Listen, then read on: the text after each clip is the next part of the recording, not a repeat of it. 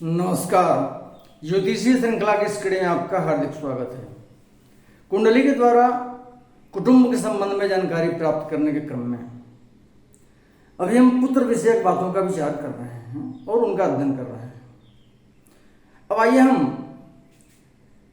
कुंडली में कौन कौन से योग होते हैं जो संतान सुख में या संतान प्राप्ति में बाधा पहुंचाते हैं, जिसे हम संतान प्रतिबंधक योग कहते हैं। आइए हम उनका अध्ययन करते हैं।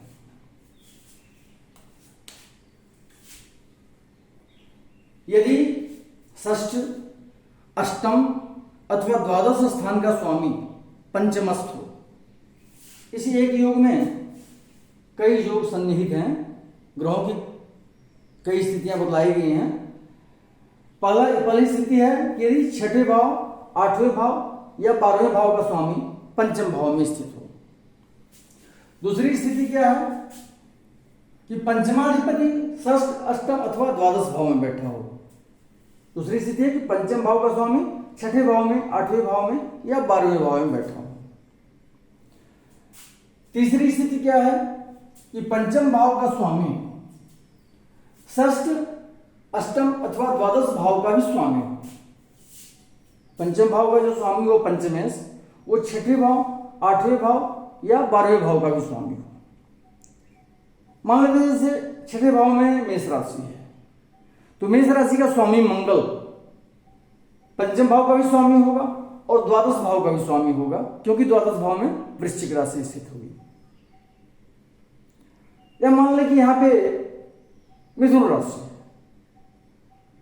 तो मिथुन राशि का स्वामी बुध पंचमेश के साथ साथ वो अष्टमेश भी होगा, क्योंकि यहां अष्टम भाव में कन्या राशि स्थित होगी। या पंचम भाव में मकर राशि हो तो छठे भाव में कुंभ राशि होगी, अतः शनि पंचमेश भी होगा और षष्ठेश भी होगा।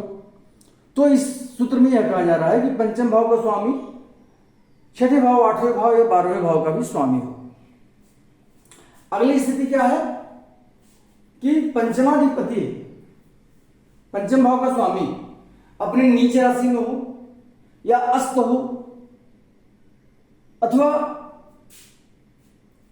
पंचम भाव में स्थित ग्रह नीच राशि में हो या अस्त स्थिति में हो। इन सब योगों के रहने से जातक के संतान के लिए अरिष्टकर होता है। फिर से जान लें हम लोग एक बार कि छठे, आठवें या 12वें भाव का स्वामी पंचम भाव में बैठा हो, या पंचम भाव का स्वामी छठे, आठवें, 12वें भाव में बैठा हो, या पंचम भाव का स्वामी छठे, आठवें या 12वें भाव का भी स्वामी हो, या पंचमेश अपनी नीचे राशि में बैठा हो या अस्त स्थिति में हो कुंडली में, या पंचम भाव में जो ग्रह बैठा हुआ है वह अपनी नीचे राशि में हो या अस्त स्थिति में हो। तो इन सब योगों के रहने से जातक के संतान के लिए अरिष्टकर होता है। अगला सूत्र है मकर, मीन, कर्क अथवा धनु राशि का बृहस्पति पंचम स्थान में हो तो पुत्र के लिए अरिष्टकर होता है। देखिए, एक मकर राशि को छोड़ करके बाकी ये 3 राशियां बृहस्पति के लिए अच्छी हैं।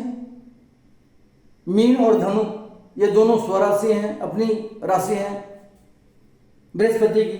कर्क बृहस्पति की उच्च राशि है। केवल मकर जो है वो बृहस्पति की नीच राशि होती है। और पंचम भाव का कारक भी बृहस्पति होता है। पुत्र का कारक भी ग्रह भी बृहस्पति होता है। लेकिन पंचम भाव में बृहस्पति को अच्छा नहीं कहा गया है। हम ये भी जानते हैं कि पंचम भाव में बृहस्पति जो होता है निष्फल भी होता है। तो इस सूत्र में कहा जा रहा है कि यदि मकर राशि, मीन राशि, कर्क राशि अथवा धनु राशि का बृहस्पति पंचम स्थान में बैठा हो तो वो पुत्र के लिए अरिष्टकर होता है।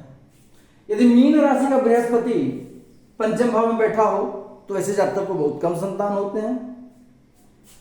धनु का बृहस्पति यदि वो पंचम भाव में बैठा हुआ धनु राशि में स्थित होकर के, तो बहुत चिंता के बाद जातक को संतान उत्पन्न होती है।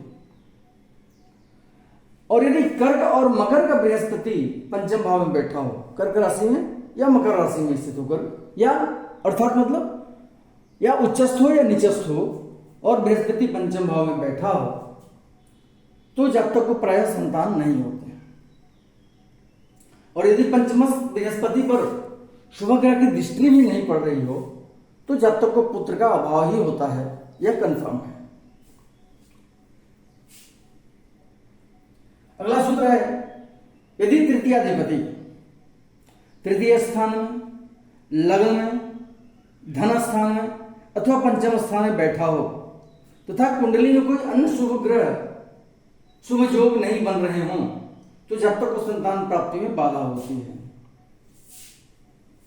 तृतीय भाव का स्वामी यदि तृतीय भाव में बैठा हो या लग्न में बैठा हो या धन भाव में द्वितीय स्थान में बैठा हो या पंचम भाव में बैठा हो, इन चार स्थानों में से कहीं भी तृतीय भाव का स्वामी बैठा हो और कुंडली में अन्य कोई शुभ योग जो पुत्र प्राप्ति को के लिए पॉजिटिव हो, अगर वैसा योग नहीं बन रहा है, तो जातक को संतान सुख में बाधा पैदा होती है, पुत्र प्राप्ति में बाधा होती है।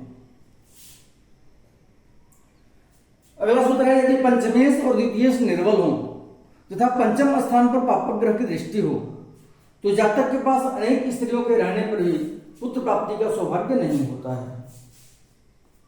पंचम भाव का स्वामी और द्वितीय स्थान का स्वामी ये दोनों कुंडली में निर्बल स्थिति में हो और पंचम भाव पर पापक ग्रह की दृष्टि पड़ रही हो, तो वैसे जातक के पास कई स्त्रियां होंगी रहती हैं, उसके बाद भी जातक को पुत्र सुख की प्राप्ति नहीं होती है।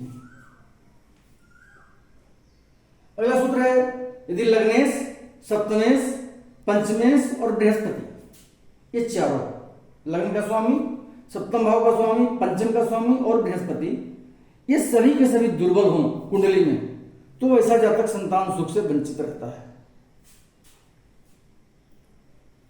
अगला सूत्र है, यदि पंचम स्थान में पापक ग्रह स्थित हो और पंचमाधिपति अपने नीच राशि में हो तथा उस पर शुभ ग्रह की दृष्टि नहीं पड़ रही हो, तो जातक संतानहीन होता है।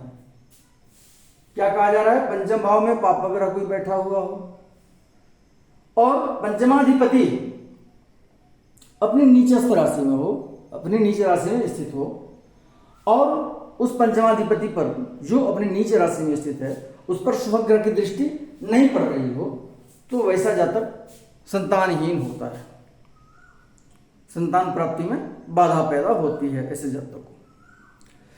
अगले वीडियो में हम संतान प्रतिबंधक योग से संबंधित कुछ अन्य सूत्रों को लेकर पुनः उपस्थित होंगे। नमस्कार।